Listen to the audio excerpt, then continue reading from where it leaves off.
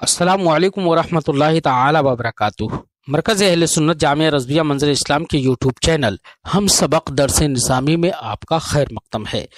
प्यारे बच्चों, जिन्होंने अब तक हमारे चैनल को सब्सक्राइब नहीं किया है वह ज़रूर सब्सक्राइब कर लें और बेल आइकन भी टच कर दें ताकि हर वीडियो की नोटिफिकेशन आप तक पहुंचती रहे, और अपने साथियों से भी शेयर करें ताकि हमारी गुफ्तगू से ज़्यादा लोग फ़ायदा उठा सकें।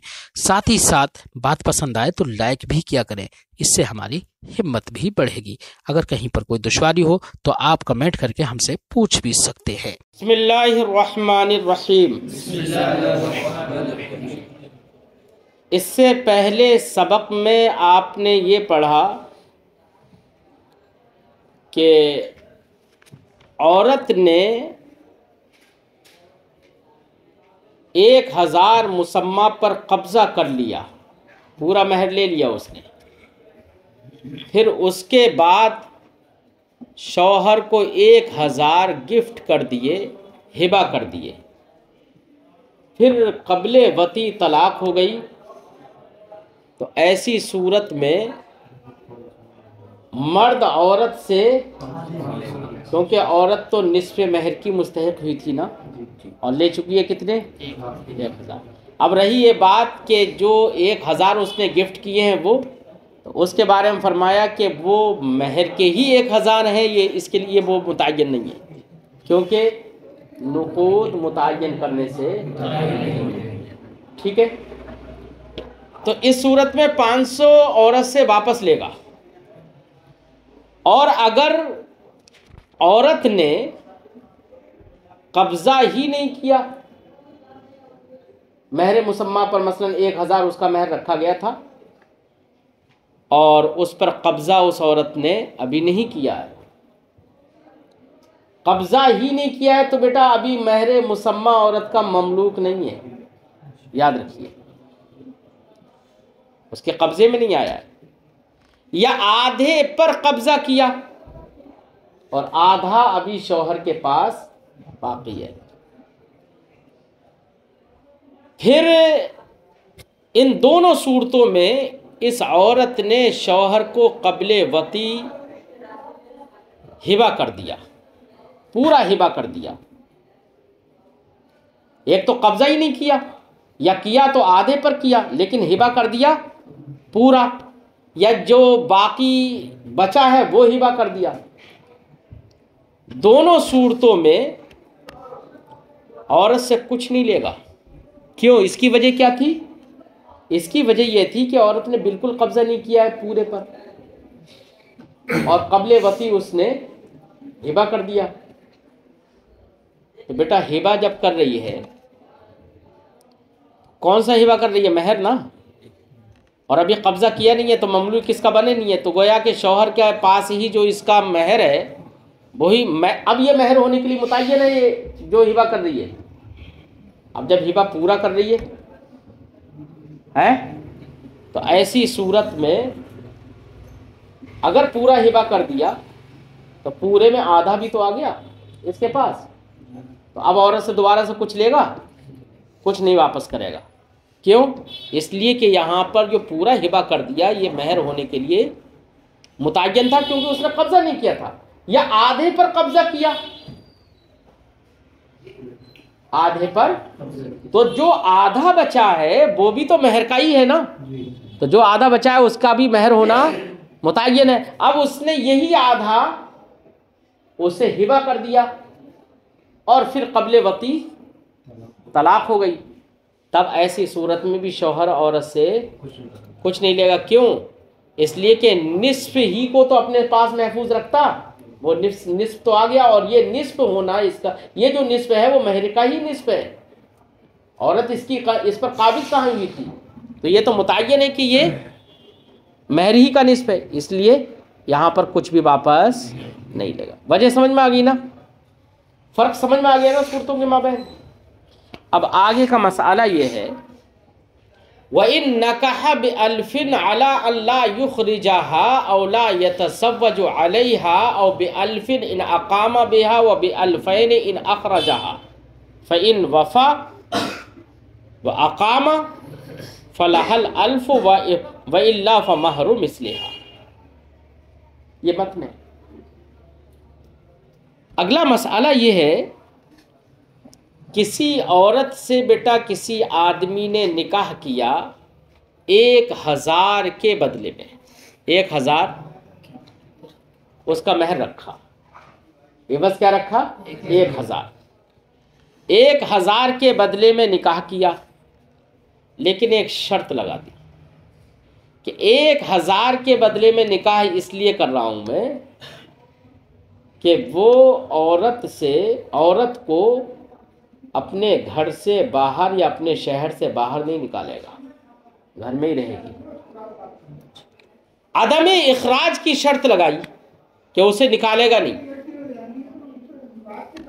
या ये शर्त लगा दी कि मैंने 1000 के बदले निकाह इसलिए कर रहा हूं कि मैं तेरे निकाह, जब तक तू मेरे निकाह में रहेगी उस वक्त तक मैं किसी दूसरी औरत से निकाह नहीं करूंगा,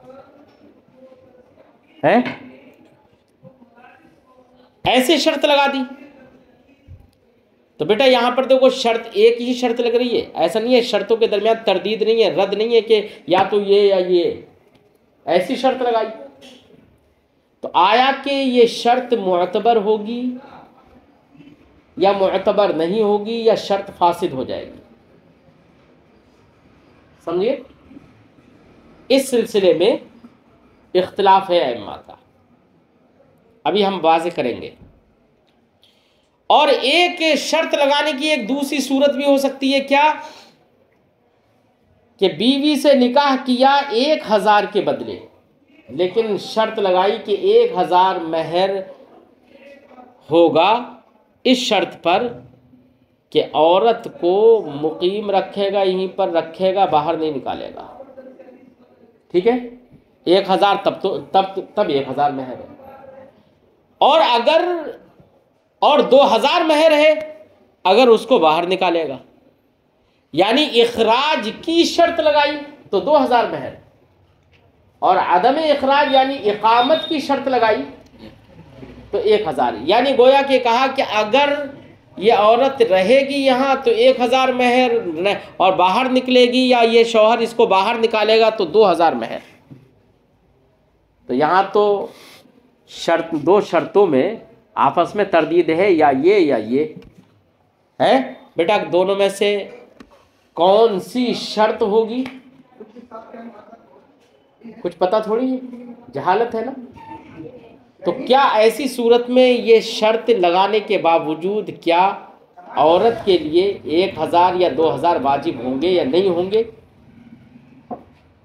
क्या ये शर्त फासिद होगी या नहीं होगी? इस सिलसिले में इख्तिलाफ है। मसला समझ में आ गया? तो बेटा इमाम आज़म रज़ी अल्लाह ताला अन्हु के नज़दीक पहली सूरत में जहाँ पर ये शर्त लगाई कि 1000 महर होगा, इस शर्त पर कि वो उसको बाहर नहीं निकालेगा, या इस शर्त पर, या इस जैसी कोई और शर्त ऐसी लगा दी, एक ही लगाई, तरदीद नहीं थी शर्तों में, कि उसकी मौजूदगी में दूसरी बीवी से निकाह नहीं करेगी। अगर ये शर्त लगाई तो इमाम आज़म अलैहि रहमत व रिज़वान ने फरमाया कि अगर इस आदमी ने इस शर्त को पूरा किया, क्या किया? शर्त को पूरा किया तो 1000 वाजिब होंगे। कितने? 1000 रुपए, 1000 महर वाजिब। और अगर शर्त को पूरा नहीं किया तो महरे मिस्ल वाजिब होगा। कौन सी? पहली वाली सूरत में। अगर नहीं निकालेगा, इकामत करेगा, उसके साथ उसको रखेगा, कायम रखेगा, वहीं मुकीम रखेगा तो 1000 है, या उसके ऊपर दूसरी बीवी से निकाह नहीं करेगा तो 1000 है। इस सूरत में अगर वादा वफाई इसने की, ये शर्त पूरी की, तो इमाम आज़म के नज़दीक 1000 वाजिब होंगे, और शर्त अगर पूरी नहीं की तो बेटा 1000 तो तब मुसम्मा था ना जब शर्त थी, और शर्त पूरी नहीं हुई तो मुसम्मा तो होगा नहीं। जब मुसम्मा नहीं हुआ तो इमाम आजम फरमाते महर मिस्ल वाजिब होगा। बात समझ में आ गई? लेकिन यहां पर तो ये सूरतें निकलेंगी ना। मफहूम ज़हन में आ गया कि मसला क्या बयान करना चाह रहे हैं? इमाम आजम का कौल समझ में आ गया।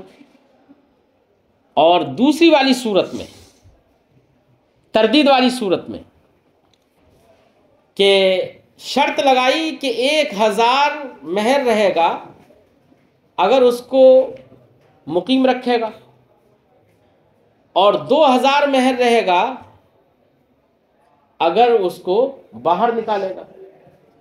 तो इकामत की सूरत में 1000 महर, इखराज की सूरत में 2000 महर। तो यहां तो तरदीद हो गई ना।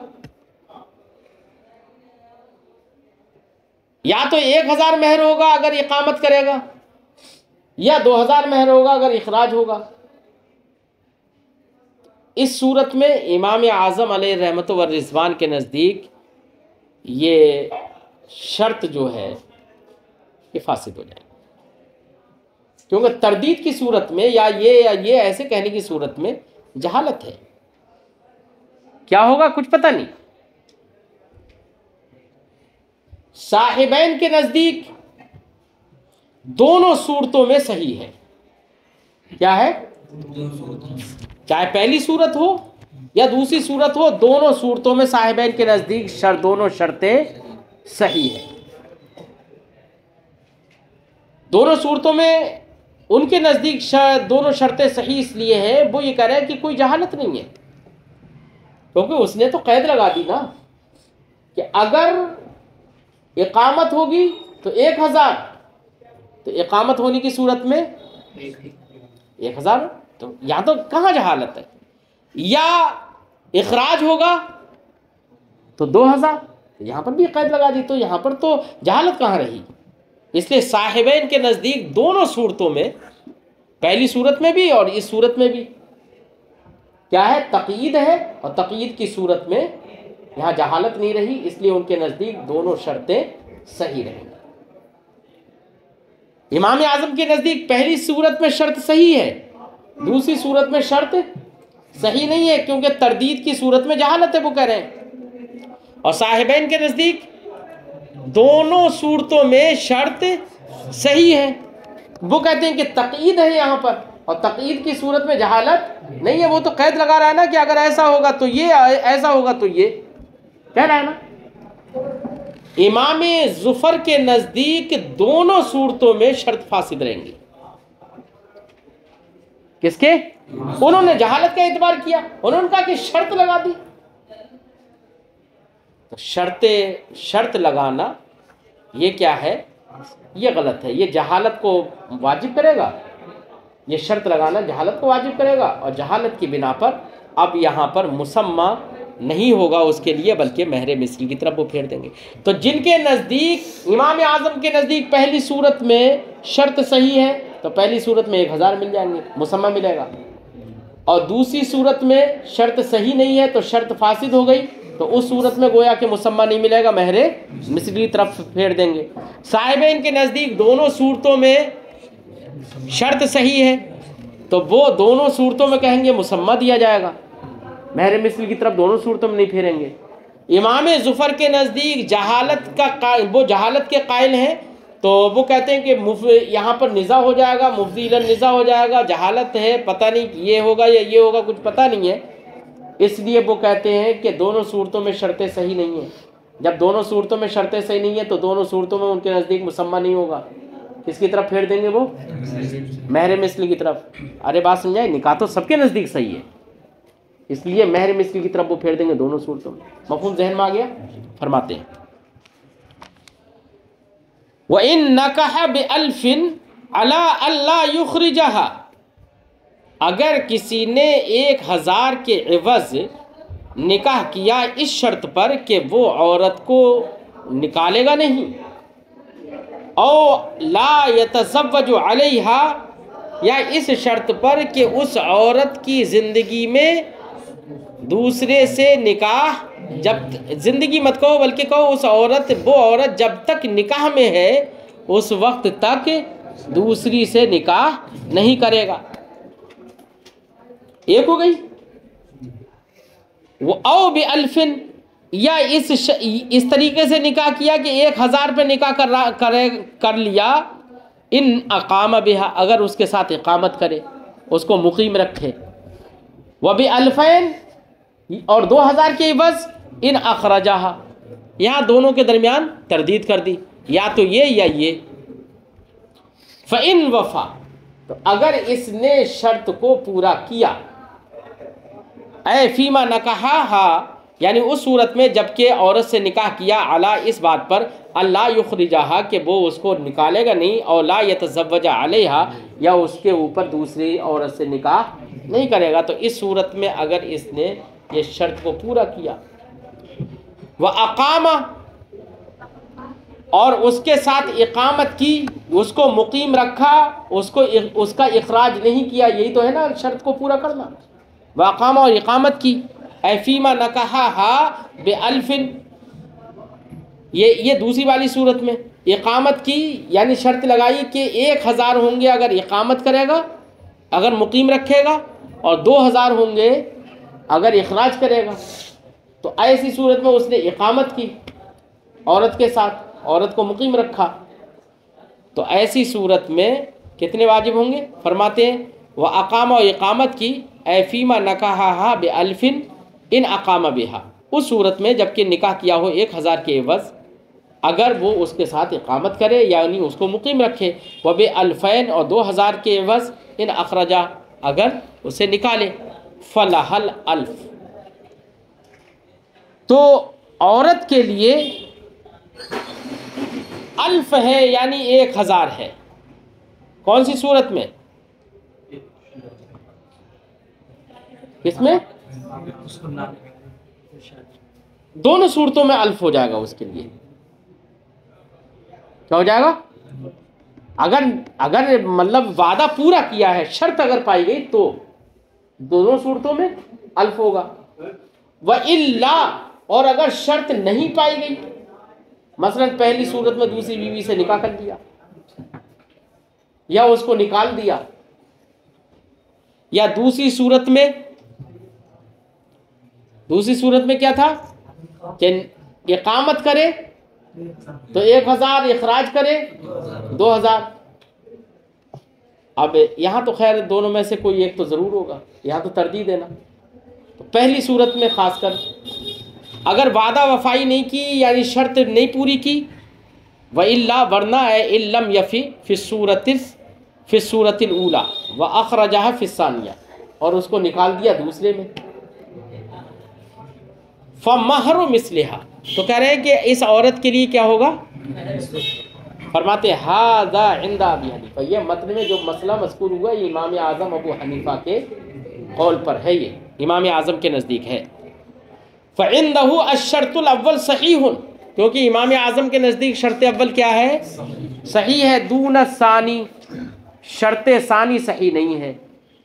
ठीक है, शर्त सानी में क्या है? तरदीद है, और तरदीद में जहालत रहेगी, इसलिए शर्त सानी की सूरत में उसके लिए महर मिस्ल होगा शर्त सानी में, और शर्त अव्वल में 1000 वाजिब हो जाएगा, महर जो मुसम्मा है वही वाजिब हो जाएगा।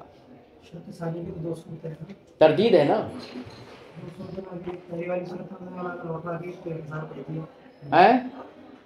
दूसरी वाली शर्त जो है तो उसमें 2 सूरतें हैं। जी जी, 2 सूरत। पहली वाली सूरत जो उसमें एक मतलब 1000 रुपये, अगर उसे खराज करें तो ये दोनों मिलकर एक सूरत है। मैंने कहा ना तरदीद है, या तो ये होगा या ये होगा, दोनों में से मुतायिन कुछ नहीं है कि अगर इकामत करेगा तो 1000 या इखराज करेगा तो, यहाँ पर ईजाब व सल्ब नहीं है, बल्कि यहाँ पर 2 चीज़ों के दरमियान तरदीद कर रहा है। तो अब यहाँ पर मुतायिन कुछ नहीं है, जब मुतायिन कुछ नहीं है तो जहालत लाजिम हो जाएगी। इसलिए इमाम आज़म ने फरमाया दूसरी वाली सूरत में तो महर मिस्ली रहेगा।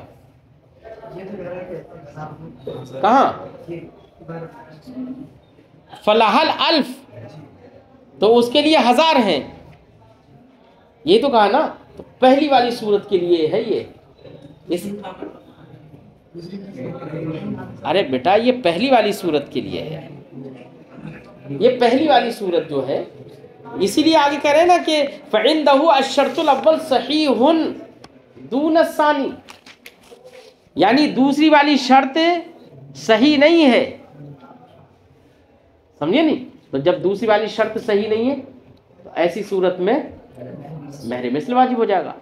व इंदहुमा अश्शर्तान सहीहान, और साहिबैन के नज़दीक दोनों शर्तें सही हैं, तो उनके नज़दीक दोनों सूरतों में या तो एक सूरत में अल्फ वाजिब हो जाएगा और दूसरी सूरत में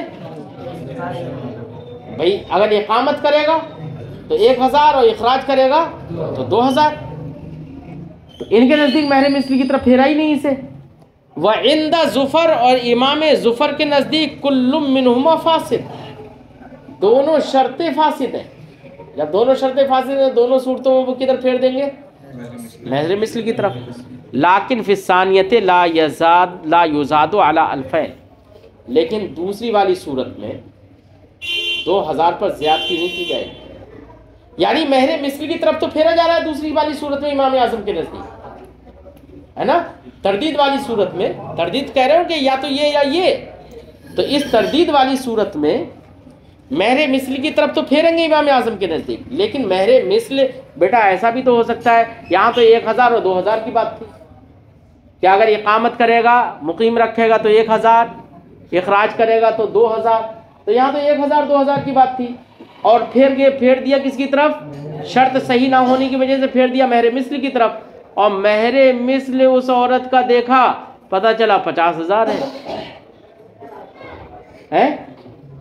तो कह रहे हैं कि देखिए महर मिस्ल की तरफ फेरेंगे, लेकिन तरदीद यानी शर्त जो है उसमें तायुन नहीं हो रहा है, इसी वजह से अदम तायुन की वजह से महर मिस्ल की तरफ फेरेंगे, लेकिन लफ्ज़ अल्फ या अल्फैन का तो जिक्र कर रहा है ना, इसलिए महर मिस्ल की जब तरफ फेरेंगे तो महर मिस्ल में ये लिहाज रखना पड़ेगा कि वो अल्फैन से जायद ना हो और अल्फ से कम ना हो, क्योंकि अल्फ और अल्फैन का तो जिक्र ही किया, और अल्फ और अल्फैन बेटा ये आदाद की कबील से है, और आदाद ये ख़ास होते हैं, क्या होते हैं, ये ख़ास होते हैं, उनमें कमी बेशी नहीं की जा सकती, इसलिए 1000 से कम नहीं हो महर मिस्ल और 2000 से ज़्यादा ना हो। बात समझ आ गई। फरमाते हैं लाकिन फिस्सानिया, लेकिन दूसरी वाली सूरत में ला युज़ादु अला अल्फैन, महर मिस्ल को अल्फैन पर जायद, वला युनक़सु अन अल्फिन, और ना ही 1000 से कम किया जाएगा।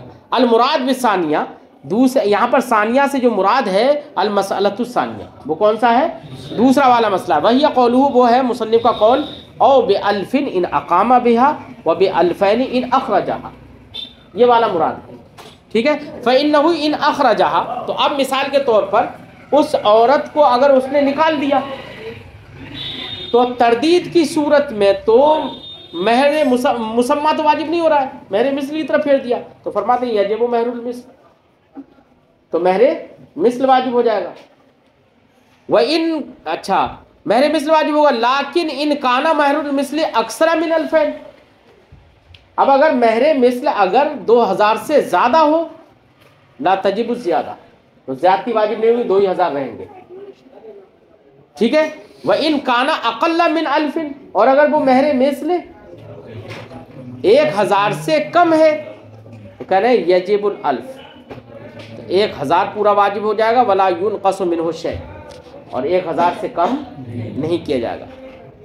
लिइत्तिफ़ाक़िहिमा अला अन्नल महर ला यज़ीदु अला अल्फैन वला यनक़ुसु अन अल्फिन, क्यों, ये बेटा अल्फ और अल्फैन का तो जिक्र हुआ ना, तो गोया के शौहर ने जिक्र किया कि 1000 पे या 2000 पे, ये शर्त होगी तो 1000, ये होगी तो 2000, अगर से मुतय्यन नहीं है तो अदम तायुन की वजह से महर मिस्ल की तरफ फिर रहे हैं, लेकिन 1000 या 2000 औरत को भी मालूम है ना कि या तो 1000 होगा या 2000 होगा, समझे नहीं। तो अदद के लिहाज से तो ये मुतय्यन है, तो अदद के लिहाज से मुतय्यन है, तो गोया के शौहर और बीवी दोनों की रजामंदी हो गई इस बात पर कि निकाह जो हो रहा है या तो 1000 के एवज या 2000 के एवज। अब इनमें तायुन नहीं था तो आदम तायुन की वजह से महर मिस्ल की तरफ फेर दिया, लेकिन 1000 और 2000 का तो तायुन था, है ना। इनमें आपस में तायुन नहीं था कि दोनों में से होगा क्या, लेकिन 1000 और 2000 का तो तायुन था, इसलिए गोया के 1000 या 2000 पर तो रजामंदी हो गई कि ज़्यादा से ज़्यादा 2000 होगा और कम से कम, लिहाजा 1000 से कम महर मिस्ल नहीं हो सकता और ये 2000 से ज़्यादा, इस पर रजामंदी है। फरमाते हैं ले इत्तिफाक ही माँ, क्योंकि शौहर और बीवी दोनों का इत्तिफाक है इस बात पर कि अन्नल महरा ला यजीदु अला अल्फैन, कि महर 2000 से ज़्यादा नहीं होगा, वला यनकुसु अन अल्फिन, और ना ही 1000 से कम होगा। ठीक है। व इन नकाह बिहाजा औ बिहाजा फलाह महरुल मिस्ल, इमाम आज़म ही का मुफ्तदिर कौल है। जो पहली वाली शिक्ल है जिसमें तरदीद ना है, जी जी। उसमें इन नकाह बिहाजा, एक मसला आगे ये है कि बेटा किसी शय मुअय्यन को रखा और कहा, दो चीज़ें रख दी, एक तरफ एक गुलाम रख दिया, दूसरी तरफ एक गुलाम रख दिया, दो गुलाम रख दिए, दोनों महर बनने की सलाहियत रखते हैं। अब शौहर ने कहा, शौहर ने बीवी से, औरत से निकाह किया और कहा या तो इसके बदले या इसके बदले। अब दोनों महर बनने की सलाहियत रखते हैं मसलन।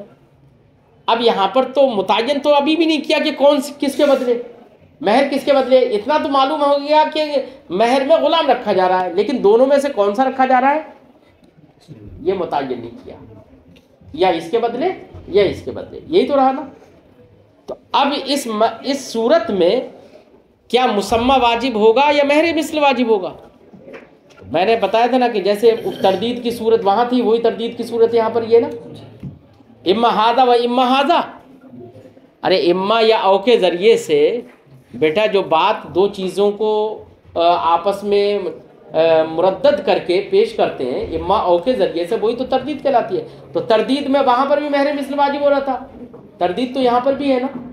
क्या है तरदीद? यहाँ पर भी है कि या तो इसके बदले या इसके बदले, यही तो तरदीद है। अब यहाँ पर भी ताजुन नहीं है, जब ताजुन नहीं है क्या वाजिब हो जाएगा, महर मिस्ल वाजिब हो जाएगा ना। क्लियर है ना ये बात। फरमाते हैं वह इन नकाह बिहाजा और बिहाजा, किसी ने निकाह किया औरत से इसके बदले या इसके बदले, मफहूम समझ में आ गया ना। फलाहा महरुल मिस्ल, तो औरत के लिए महर मिस्ल होगा। क्यों भैया? मुतय्यन कुछ नहीं किया है।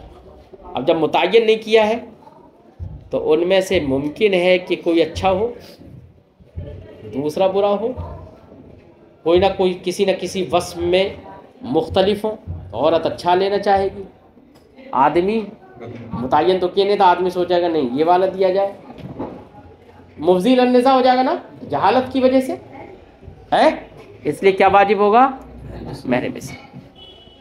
फरमाते हैं फलाहा महरुल मिस्ल, तो औरत के लिए महर मिस्ल होगा इन काना बैनहुमा,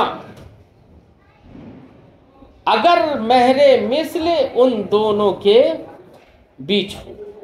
अब इसमें दो सूरतें हैं। अब ये देखना पड़ेगा कि महर मिस्ल तो वाजिब हो रहा है, अब उसकी जैसी जो लड़कियां हैं उनका महर अगर दोनों के बीच में है तो महर मिस्ल वाजिब होगा, और अगर महर मिस्ल इसके बराबर है या इसके बराबर है तो जिसके बराबर है वही वाजिब हो जाएगा। क्या हो जाएगा?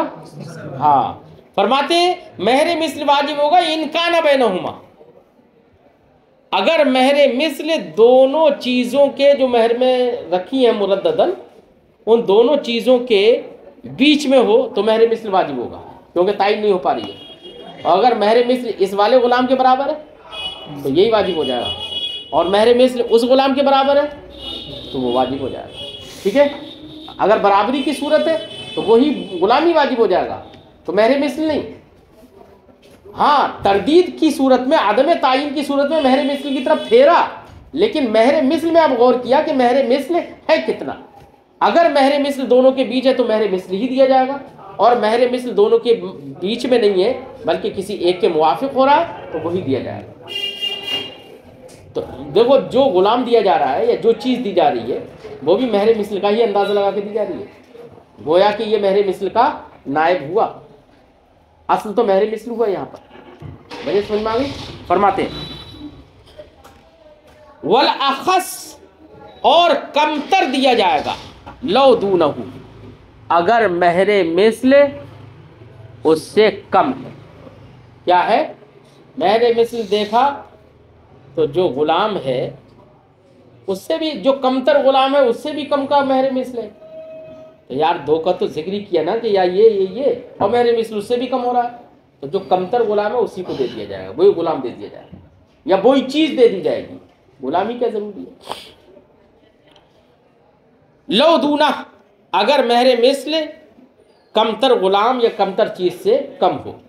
वल आज़, और महंगा कीमती इज्जतदार दे दिया जाएगा, लो फौका, अगर महरे मिस्ल उससे बढ़कर हो। ठीक है? ऐ इन नकाह बिहादल अब्द औ बिज़ालिका, यानी किसी आदमी ने निकाह किया औरत से, इससे गुलाम के बदले और उस गुलाम के बदले दो का जिक्र कर दिया, मुतय्यन कोई नहीं किया, तरदीद कर दी। व अहदुहुमा अक्सर कीमतम मिनल आखर, और उनमें से एक कीमत के लिहाज से दूसरे से बड़ा हुआ हो। यजिब महरुल मिस्ल, तो महर मिस्ल वाजिब हो जाएगा। इन काना बैना कीमतैल अब्दैन, अगर महर मिस्ल उन दोनों गुलामों की कीमत के दरमियान हो। वयजिबुल अब्दुल अक़ल कीमतन, और जो गुलाम अक़ल कीमतन है, जिसकी कीमत कमतर है, वो गुलाम वाजिब हो जाएगा। इज़ा काना महरुल मिस्ल दूना कीमत हाज़िल अब्द, जबकि महर मिस्ल इस अब्द से, अब्द की कीमत से कम हो। ठीक है? तो यही गुलाम वाजिब हो जाएगा।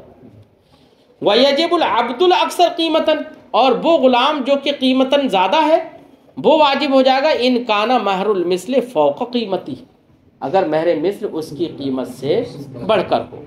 फ़उलिमा मिन्हु अन्नहु इज़ा काना महरुल मिस्ल मुसावियन लिक़ीमत अहदिहिमा यजिबु हाज़ल अब्द। तो इस मुसन्निफ़ के और शारे के इस बयान से ये मालूम हो गया कि महर मिस्ल अगर दो गुलामों में से किसी एक गुलाम की कीमत के मुसावी हो जाए तो वही गुलाम वाजिब हो जाएगा, है ना। अभी यहाँ पर महर, चूंकि गुलाम क्यों वाजिब हो रहा है? क्योंकि बयान तो किया गया था ना, अंदाजा महर मिस्ल से हो जाएगा। ठीक है?